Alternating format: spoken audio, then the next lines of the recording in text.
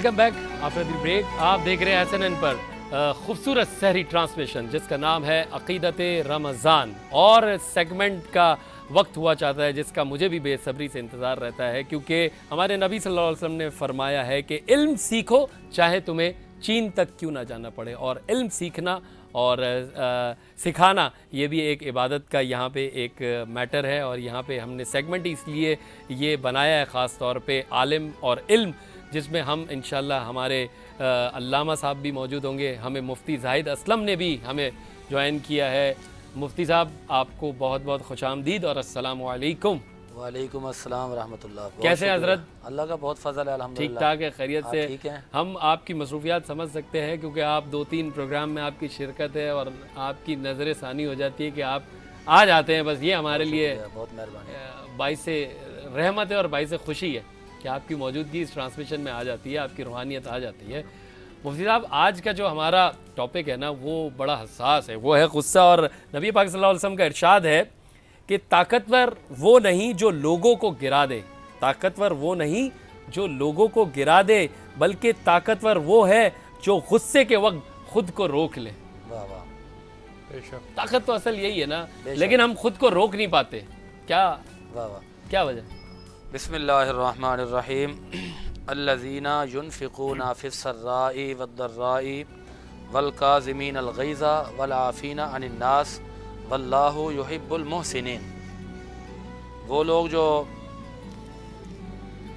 تنگی میں مشکل میں خرچ کرتے ہیں, غصے کو پی جانے والے, لوگوں کو معاف کرنے والے, وہ ایسے ہیں کہ جس طرح کہ وہ محسن ہیں, احسان کرنے والے ہیں. سبحان. اور اللہ احسان کرنے والوں کو پسند فرماتا ہے. بے شک. حقیقی معنوں میں کسی کی اگر قوت دیکھنی ہو, طاقت دیکھنی ہو, پاور دیکھنی ہو, تو اس کی پاور کا اندازہ اس کے اپنے ہی صفات سے, مزاج سے, تبدیلی سے, تغیرات سے لگایا جا سکتا ہے.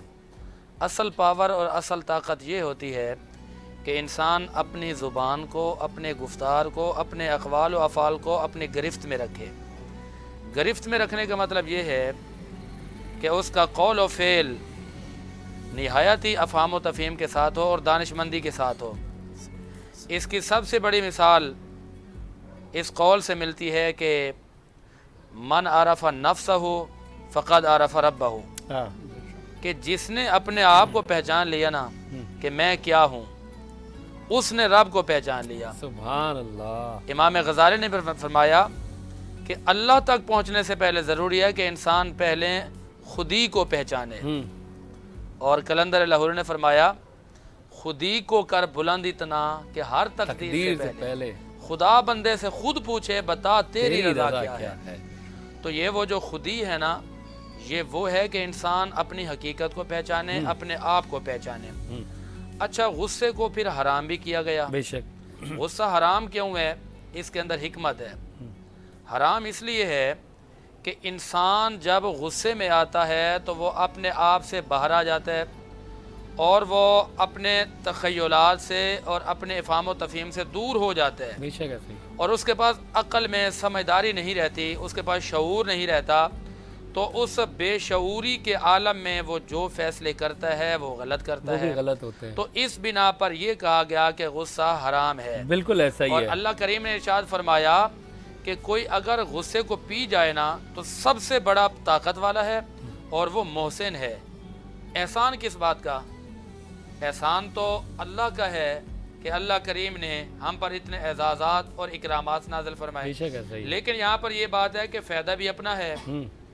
ٹھیک ہے, فائدہ انسان کا اپنا ہے کہ سمجھداری کر رہے ہیں. بالکل سمجھداری ہوتی ہے. مفتی صاحب, بہت ساری معاملات سیدھے ہوتے ہیں اور ہم اس غصے کے لفظ میں جو ہے, سخت لفظ میں جو ہے معاملات کو خراب کر دیتے. کہ ایک وہ شاعر نے بڑی اچھی بات کہی ہے کہ لبوں کی نرمی دل جیت لیتی ہے, لبوں کی نرمی دل جیت لیتی ہے, سخت لہجہ سچ کو بھی کڑوا بنا دیتا ہے. بے شک ایسا ہی ہے نا کہ سخت لہجہ ہوتا ہے تو وہ سیدھی بات بھی کڑوی لگنے لگتی ہے. اب اس پہ میرا علامہ صاحب سے میرا ایک سوال بنتا ہے, علامہ صاحب بھی موجود ہے, کہ سخت لہجہ ہوتا ہے اور غصہ جو کہ کہا گیا ہے کہ نہیں کرنا چاہیے, لیکن جو غصہ ماں باپ کرتے ہیں یا اساتذہ کرتے ہیں, اب جیسے جو حفظ قرآن جو کر رہے ہوتے ہیں, ہم نے موسٹلی دیکھا ہے کہ وہ جو ان کے اساتذہ ہوتے ہیں وہ بچوں پہ اکثر و بیشتر غصہ کرتے ہیں اور وہ کہتے ہیں کہ بھائی وہ اسی سے ہی یاد کر کر آتے ہیں. تو یہ پھر غصہ جائز ہے؟ ماں باپ کا غصہ اور اساتذہ کا غصہ جائز ہے؟ یہ ذرا علامہ صاحب ہمیں اس پہ ذرا روشنی ڈالیں. بسم اللہ الرحمن الرحیم. ان الشیطان ینزغ بینہم. محترم کاشان عالم صاحب، آپ نے جو سوال کیا والدین کا غصہ، اساتذہ کرام کا غصہ، بزرگوں کا غصہ یا بڑوں کا چھوٹوں پر غصہ کرنا. دیکھیں، غصے کی کئی قسمیں ہیں. ٹھیک ہے. بعض اوقات غصہ حرام ہوتا ہے بے شک، اور بعض اوقات غصہ جائز ہوتا ہے. اچھا، انما الاعمال بالنیات. بالنیات، بے شک ہر عمل کا دار و مدار نیت پر ہے. بے شک. اب یہاں الحب فی اللہ، انسان کا کوئی بھی عمل ہو تو وہ اللہ کے لیے ہو. بے شک. اگر کوئی شخص نماز نہیں پڑھ رہا، وہ عاقل ہے، بالغ ہے، اس پر نماز فرض ہے، اور اب اس کو نماز کی ادائیگی پر لگانے کے لیے غصہ کیا جا رہا ہے، یہ غصہ جائز ہے. یہ غصہ جائز ہے. صحیح ہے، بالکل صحیح اس میں کوئی قباحت والی بات نہیں ہے. اسی طرح ماں باپ کوئی گناہ سے اسی روک طرح رہے جو ہے وہ ماں باپ اپنی اولاد پر سختی کرتے ہیں، اور سختی کرنے کے ساتھ ساتھ عمومی طور پر ماں باپ یہ جملہ بھی کہہ دیتے ہیں کہ گھر سے باہر نکل جاؤ یا تمہیں گھر سے باہر نکال دیا جائے گا، جبکہ ایسا نہیں ہوتا کہ وہ اپنی اولاد کو گھر سے باہر نکال دیں گے یا وہ دل سے یہ بات کہہ رہے ہوتے ہیں. وہ ایک تنبیہ کے طور پر، تنبیہ کی طور پہ، کہ تاکہ یہ جو غلطی ہے اس کی کم از کم آئندہ یہ غلطی پھر سے نہ ہو.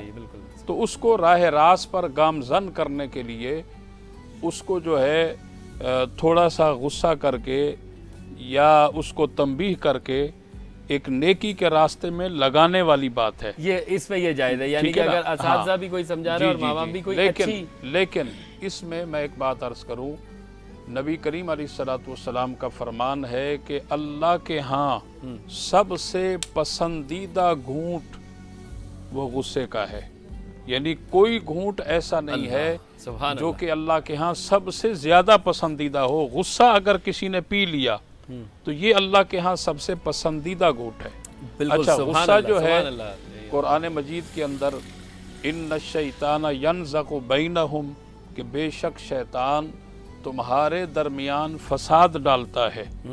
اور یہ غصہ جو انسان کو آتا ہے تو یہ غصہ شیطان کی طرف سے بھی ہوتا ہے، اور شیطان کا پورا اس پر، کیونکہ یہ بھی قرآن کے اندر ہے ان الشیطان کان للانسان عدو مبین، بالکل، کہ شیطان انسان کا کھلا دشمن ہے. بے شک. اور وہ ہر وقت اس طاق میں لگا رہتا ہے کہ میں نے کسی نہ کسی طرح اس انسان پر حملہ کرنا ہے، کسی نہ کسی طرح اس کی ذات سے کوئی ایسا ناپسندیدہ فعل صادر ہو جائے جو کہ زندگی بھر کی اس کی نیکیاں ختم ہو جائیں اور یہ نیکی کے راستے کو چھوڑ کر بدی کے راستے پر چلنے لگ جائے. تو یہ شیطان کا پورا ایک حربہ ہوتا ہے. بالکل. علامہ صاحب اسی بات کو آگے بڑھائیں گے کیونکہ سحری کا وقت بھی ساتھ ساتھ جو ہے جاری ہے، اور تو ہم چاہیں گے کہ ہمارے علامہ صاحب اور مفتی صاحب جو بیٹھے ہیں، ہماری جو بہنیں بیٹھی ہیں، وہ بھی ساتھ ساتھ سحری کرتے رہے اور ہم دین سیکھتے بھی رہے اور سحری بھی کرتے رہے، کیونکہ سحری کرنا بھی ایک عبادت ہے اور سنت ہے، تو ساتھ ساتھ یہ بھی انشاءاللہ کرتے رہیں گے. مفتی صاحب، آپ سے میرا ایک بڑا ہی ریلیٹ کوسچن بنتا ہے یہ غصے پر. یہ غصے میں بہت بڑے بڑے گھر ٹوٹ گئے ہیں، خوشیاں ختم ہو گئی ہیں، اچھے خاصے گھر ختم ہو گئے ہیں. چھوٹی چھوٹی باتوں پہ غصہ آیا، اب غصے میں ایک شوہر نے اپنی بیوی کو ایسے جو ہے لفظ کہہ دیے جس سے وہ ان کا نکاح ختم ہو گیا. اس کے بعد میں ان کو خیال آتا ہے کہ بھائی وہ تو میں نے غصے میں کہا تھا. تو ایسی صورت میں ہمارا دین کیا کہہ رہا ہے، ہمارا شرعی طور پہ اس کو کہاں دیکھا جاتا ہے؟ بسم اللہ الرحمن الرحیم. شریعت نے اس لیے حکم دیا کہ جب غصہ آئے تو اس میں وظائف بھی ہیں اور طریقہ کار بھی بتایا گیا ہے کہ جب دو اشخاص کا آپس میں کسی بات پر مباحثہ ہو یا مکالمہ ہو تو ان میں سے ایک کو چاہیے کہ یا تو خاموشی اختیار کر لے یا وہاں سے اس مجلس سے محفل سے اٹھ کر چلا جائے. اچھا، جب غصہ زیادہ آ جائے تو یہاں پر ایک وظیفہ بھی آ گیا پھر اعوذ باللہ من الشیطان الرجیم فوراً پڑھنا چاہیے، لا حول ولا قوت الا باللہ فوراً پڑھنا چاہیے، اور پھر غصے کے وقت میں کسی بھی طرح کا کوئی فیصلہ نہیں کرنا چاہیے۔ بے شک۔ اچھا جب غصہ آ جائے تو انسان کو معاملات ٹھنڈا کرنے چاہیے، اس کے بعد پھر گفت و شنید کا معاملہ ہونا چاہیے۔ تو وہی اگر غصے میں کہہ دی یہ بات کہ خدا نہ خواستہ کسی شوہر نے اپنی بیگم سے، تو کیا وہ پھر ہو جائے گی طلاق؟ ہاں اب یہ آپ نے فقہ مسئلہ بھی پوچھ لیا۔ دیکھیں کہ طلاق جو ہے نا یہ غصے میں ہی دی جاتی ہے۔ کبھی آپ نے ایسا دیکھا کہ کہیں پر بندہ بیٹھا ہو، بڑے پیار کے ماحول میں بیٹھا ہو اور محبت میں بیٹھے کہہ دے کہ جی میں آپ سے بہت محبت بھی کرتا ہوں لہٰذا میں آپ کو یہ چھوڑتا ہوں، ایسا کبھی بھی نہیں ہوتا۔ تو یہ جو طلاق ہوتی ہے غصے میں ہی ہوتی ہے، اور غصے میں ہی جب طلاق دی گئی تو طلاق تو ہو گئی۔ اب بندہ یہ کہ جی میں نے تو غصے میں تھا میری طلاق نہیں ہوئی، ایک صورتحال ہے جو فقہاء کرام نے مفتیان کرام نے اس میں بیان کی ہے کہ اس قدر اس بندے پر غصہ ہیوی ہو جائے کہ وہ بندہ پاگل ہو جائے، یعنی یہ ہزاروں میں سے کوئی ایک بندہ ہوتا ہے کہ اس کے ساتھ یہ کنڈیشن ہوتی ہے، اور کچھ لوگ اس جز کو لے کر بھی بہانے بناتے ہیں کہ جی میں تو غصے میں تھا۔ تو یہ جو مفتیان کرام نے چھوٹی سی جز چھوڑی ہے نا کہ اتنا غصہ آ گیا، اتنا غالب آ گیا کہ اس کی سوچنے کی صلاحیت، سمجھنے کی صلاحیت بالکل ختم ہو گئی۔ تو اس صورت میں اگر اس نے کہا تو اس میں وہ پاگل پنا بھی آ رہا ہے، اس میں اس کی بے ہوشی اور غصہ بھی آ رہا ہے، تو اس صورت میں سوچا جا سکتا ہے کہ طلاق ہوئی ہے یا نہیں ہوئی، لیکن فتویٰ اسی پر ہے کہ غصے میں جو طلاق دی ہے طلاق ہو گئی ہے۔ کیونکہ لفظ طلاق سری لفظ ہے شرعی جو لفظ ہے، کہ وہ فوراً نافذ العمل ہو جاتا ہے، وہ تو ہو اس گئی، لیے یعنی کہ بچنا غصے پہ تو چاہیے۔ قابو رکھنا ہے۔ اچھا مفتی صاحب، رمضان شریف کا مہینہ چل رہا ہے اور آج ہم چوتھی سحری کر رہے ہیں، رمضان میں غصے پر کیسے قابو پائے، کیسے؟ حالانکہ اچھا ایک اور بات بھی ہے، کہتے ہیں رمضان میں جو ہے، بالکل یہ ہمارا ایمان ہے کہ رمضان میں شیطان جو ہے جکڑ دیا جاتا ہے، بند ہو جاتا ہے، پھر یہ شیطان غصہ دلانے والا کہاں سے آتا ہے؟ یہ کیا مسئلہ کیا ہے؟ یہ زیادہ غصہ آ رہا ہوتا ہے، اور خاص طور پہ عصر سے مغرب ٹائم جب ہم گھر جا رہے ہوتے ہیں تو الحمدللہ ایک نہ ایک تو دکھ رہی ہوتی ہے ہمیں WWF، یہ کیا ہے؟ دیکھیں کہ رمضان کے مہینے کے اندر چڑچڑاپن، غصہ یہ زیادہ آتا ہے، کیوں آتا ہے؟ حالانکہ شیاطین تو جکڑ دیے گئے ہیں، شیطان تو جھگڑا کروانے آتا ہی نہیں ہے۔ اچھا اب یہ جو شرارت ہے نا یہ ہوتی ہے ہمارے اپنے نفس امارہ کی طرف سے، نفس امارہ، یہ ہمارے اپنے نفس کی طرف سے ہوتی ہے کہ جس کو ہم نے ابھی تک صاف نہیں کیا ہوتا، جس کو ہم نے ابھی تک پاک نہیں کیا، تو اس لیے تو یہ حکم ہے کہ رمضان سے پہلے اپنے ظاہر اور اپنے باطن کی پاکیزگی اختیار کریں۔ جب آپ کا باطن پاک ہو جائے گا تو نفس امارہ کی شرارت نہیں آئے گی۔ اصل روزہ تو ہے اسی چیز کا نام، ہم سمجھتے ہیں کہ ہم بھوکے پیاسے رہ لیں گے، اپنے آپ کو روکیں گے، یہ روزہ ہے، بلکہ روزہ اس چیز کا نام ہے کہ آپ کو جب غصہ آیا تو سامنے والا لڑنے پہ بھی آ جائے نا تو آپ اس کو کہ بھائی میں روزے سے ہوں، میں آپ سے کوئی بحث نہیں کرنا چاہتا۔ یہ اصل روزہ ہے۔ ٹریفک میں جا رہے ہیں تو کہیں پر اگر بندہ آپ سے بد اخلاقی سے بھی پیش آ رہا ہے نا تو آپ اس کو یہ کہیں کہ جی میں روزے سے ہوں۔ تو روزہ جو ہے آپ کو پتہ ہے کہ روزہ اتنی پرانی عبادت ہے، دیگر شریعتوں کے اندر مختلف ادوار کے اندر روزے کے انداز بھی مختلف تھے، خاموشی کا بھی روزہ ہوا کرتا تھا، ایک دن چھوڑ کے دوسرے دن کا بھی روزہ ہوا کرتا تھا، لیکن ہمیں جو روزہ دیا گیا ہے وہ یہ روزہ ہے کہ کھانے پینے سے اپنے آپ کو روکنے تاکہ آپ کو احساس پیدا ہو کہ بھوکے لوگوں کی کس طرح گزرتی ہوگی زندگی، اور اسی طرح روزہ اپنی زبان پر قابو پانے کا نام ہے۔ تو اصل روزہ، اصل امتحان یہ ہے کہ غصے کے وقت، غلبے کے وقت آپ اپنے آپ کو قابو رکھیں، قابو رکھ لو، ٹھیک ہے نا، یہ اصل امتحان ہے۔ اچھا علامہ صاحب بہت شکریہ، جزاک اللہ مفتی صاحب۔ علامہ صاحب میرا ایک آپ سے، کیونکہ ہم جو ہے اذان فجر کی طرف بہت کم ٹائم رہ گیا اور سحری جو ہے ہم نے کرنی ہے، ہمارے مفتی صاحب بھی بیٹھے ہیں، ہماری بہنیں بھی بیٹھی ہیں۔ علامہ صاحب میں آپ سے آخری سوال یہ ضرور پوچھنا چاہوں گا اور اس کے بعد ہم دعا اور منقبت کی طرف چلیں گے، مناجات کی طرف چلیں گے۔ علامہ صاحب کچھ لوگ کہتے ہیں کہ یار میں صاف گو ہوں بھائی، میری بات کڑوی لگتی ہے تو لگے، میں سچا بولتا ہوں، تو ایسے لوگوں کے لیے کیا ہے؟ یہ صاف گوئی ہے یا بد اخلاقی کے زمرے میں آ جاتا ہے نا؟ کچھ لوگ ہوتے ہیں نا بھائی میری بات جو ہے سچی ہوتی ہے، کڑوی ہوتی ہے لیکن سچ کہتا ہوں، اب وہ سامنے والے کی بیچارے کی عزت چلے گئی، اس کی دل آزاری ہو رہی ہے۔ اب ایک ایگزامپل ہے کہ میری اگر کوئی قمیض پھٹی ہوئی، اب وہ کچھ لوگ او بھائی قمیض تو دیکھو تمہاری قمیض پھٹی، اب وہی اگر اخلاق سے کہتے ہیں حضرت ذرا کاشان بھائی ذرا ہے آپ کی طرح قمیض پھٹی ہوئی ہے، تو یہ بد اخلاقی کے زمرے میں آتا ہے، غصے کے زمرے میں آتا ہے، بدتمیزی کے زمرے میں آتا ہے، اس کا شرعی حکم کیا ہے؟ دیکھیں یہ صراحتاً بد اخلاقی ہے، اسلام ہمیں ہرگز اس طرح کے انداز کی اجازت نہیں دیتا۔ اب دیکھیں میں یہاں اپنے حاضرین و ناظرین کو نبی کریم صلی اللہ علیہ وسلم کا ایک واقعہ سماعت کی نظر کرنا چاہتا ہوں۔ مختلف کتب کے اندر اور سیرت نگاروں نے بھی اس واقعے کو لکھا کہ نبی کریم علیہ الصلوۃ والسلام نے ایک یہودی عالم سے قرض لیا۔ بعض روایات میں اس نے کچھ مال اپنا بطور قرض حضور علیہ الصلوۃ والسلام کو دیا، اور جو وقت طے ہوا تھا اس سے پہلے ہی وہ حضور کی بارگاہ میں حاضر ہو گیا، اور اس نے آن کر کے اپنے اس مال کی طلبی کا سوال کیا۔ تو بعض روایات کے اندر ہے اس کا انداز ایسا تلخ تھا، یہاں تک کہ اس نے حضور کی چادر مبارک پکڑ کر کھینچی، لیکن قربان جائیں رحمت عالم صلی اللہ علیہ وسلم کی رحمت پر اور حضور کی برداشت پر، حضور کے صبر پر، کہ سرکار نے پلٹ کر نہ اسے ڈانٹا نہ اسے جھڑکا، یہاں تک کہ حضرت عمر ابن خطاب فاروق اعظم رضی اللہ تعالیٰ عنہ آگے بڑھے اور جلال کی کیفیت ظاہر سی بات ہے سلطان الانبیاء امام الانبیاء علیہ الصلوۃ والسلام کو اس طرح ایک یہودی آ کر کے جو ہے وہ سختی کا مظاہرہ کرے اور چادر سے پکڑ کر کھینچ رہا ہے، تو نبی کریم علیہ الصلوۃ والسلام نے منع فرما دیا کہ نہیں عمر رک جاؤ۔ اس کے بعد وہ یہودی عالم جب اس نے حضور علیہ الصلوۃ والسلام کے اس انداز اخلاق کو دیکھا، حضور کی برداشت کو دیکھا، اس نے حضور کی بارگاہ میں عرض کی کہ یا رسول اللہ، میرا مقصد ہرگز آپ کو ایذا پہنچانا نہیں تھا، آپ کو تکلیف پہنچانا نہیں تھا۔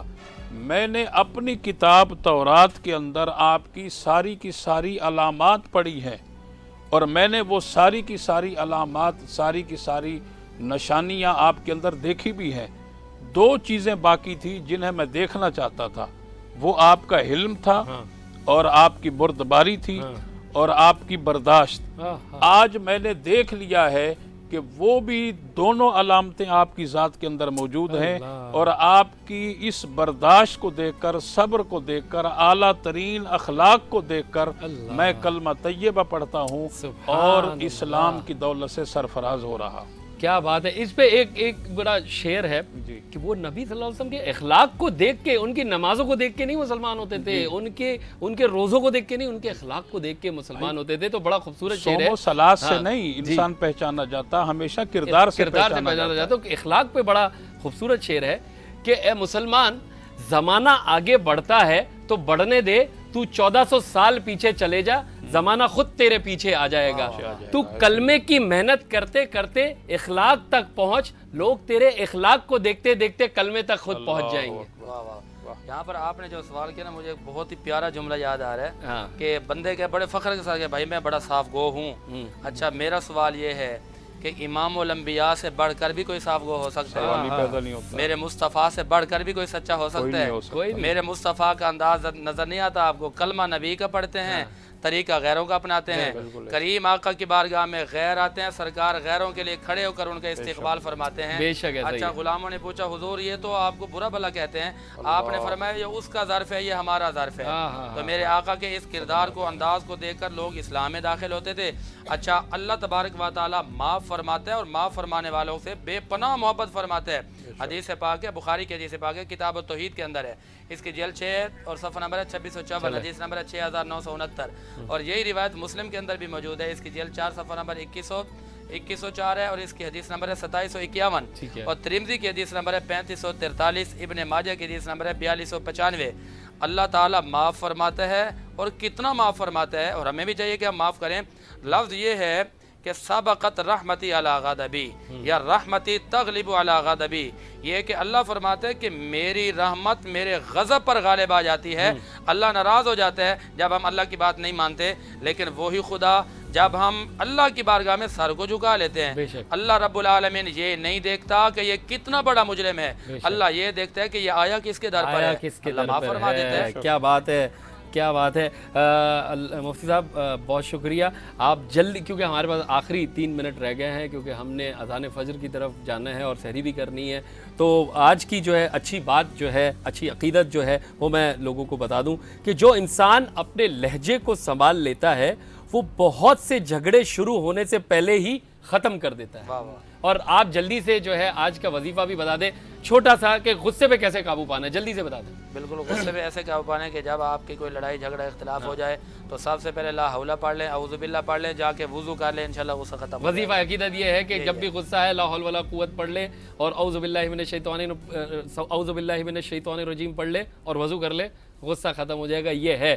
دعا کی طرف جائیں گے. علامہ صاحب آپ دعا فرما دیں اور پھر ہم مناجات کی طرف جائیں گے. بسم اللہ الرحمن الرحیم. اللہم صلی علی محمد وبارک وسلم وصلی علیہ. کریمہ ببخشائے برحال ما کہ ہستم اسیر کمند ہوا, ندارم غیرست فریاد رستو یا سیارا خطا بخش و بس, نگہ دار مارا زیراہ خطا خطا در گزار و ثوابم نما. یا الہ العالمین, آج کی ہماری ٹرانسمیشن کو اپنی بارگاہ عالیہ میں قبول و منظور فرما. مولا کریم, دوران کلام اگرچہ ہمارے میزبان سے, مہمانوں سے, ہم علماء سے کسی قسم کی کوئی غلطی واقع ہوئی ہو, اے اللہ ہم تیری بارگاہ میں سچی توبہ کرتے ہیں, ہماری توبہ کو قبول فرما. مولا کریم, ماہ رمضان المبارک کے فیض و برکات ہمیں اپنے دامن میں سمیٹنے کی توفیق عطا فرما. مولا کریم, جتنے خواتین و حضرات, بچے اور بچیاں ہماری اس عقیدت رمضان ٹرانسمیشن کا سماع کر رہے ہیں, اے اللہ ان تمام لوگوں کے سماع کو اپنی بارگاہ میں قبول فرما. مولا کریم, جن کے دلوں میں نیک مقاصد ہیں, ماہ رمضان کی برکت سے ان کے نیک مقاصد کو اپنی بارگاہ میں مستجاب فرما. یا اللہ, جو بیمار ہیں انہیں شفاء کلی عطا فرما, جو بے روزگار ہیں انہیں رزق حلال عطا فرما, جو بے اولاد ہیں انہیں نیک صالح اولاد عطا فرما. یا اللہ, جو صاحب اولاد ہیں ان کے بچوں کو نیک اور صالحین بنا. ہمیں جادو کے اثرات سے بچا, آسیبی اثرات سے بچا, نظر بد کے اثرات سے بچا, اپنے قہر و عذاب سے بچا, زمینی آسمانی ناگہانی آفات سے, تمام وبائی بیماریوں سے ہم سب کی حفاظت فرما. مولا کریم, اس ٹی وی چینل کے مالکان کی اس کاوش کو اپنی بارگاہ عالیہ میں قبول و منظور فرما. انہیں عمر دراز بالخیر عطا فرما. مولا کریم, ان کی روزی میں وسعت رزق عطا فرما, کاروبار میں خیر و برکت عطا فرما. یا اللہ, ہماری پوری ٹیم پر اپنی خاص برکتوں کا نزول فرما. ان اللہ و ملائکتہ یصلون علی النبی یا ایھا الذین آمنوا صلوا علیہ وسلموا تسلیما. اللہم صلی علی محمد وبارک وسلم وصلی علیہ. سبحان ربک رب العزت عما یصفون وسلام علی المرسلین والحمد للہ رب العالمین. آمین یا رب العالمین. انشاءاللہ آپ لوگوں سے کل پھر ملاقات ہوگی سحری کی ٹرانسمیشن عقیدت رمضان میں. ہماری بہنیں ثنا خواں ہمارے ساتھ موجود ہے, آخر میں مناجات پڑے گی اور ہم اختتام کی طرف جائیں گے. انشاءاللہ آپ لوگوں سے میری ملاقات ہوگی کل. دیکھتے رہیے SNN پر عقیدت رمضان. اے سبز گنبد والے منظور دعا کرنا, جب وقت نزا آئے آقا دیدار عطا کرنا. اے نور خدا کر آنکھوں میں سما جانا, یا در پہ بلا لینا, یا خواب میں آ جانا. اے پردہ نشی دل کے پردے میرا خواہ کرنا, جب وقت نزا آئے آقا دیدار عطا کرنا. میں قبر اندھیری میں گھبراؤں گا جب تنہا, امداد میری کرنے آ جانا رسول اللہ. روشن میری تربت کو اے نور خدا کرنا, جب وقت نزا آئے ہم کو دی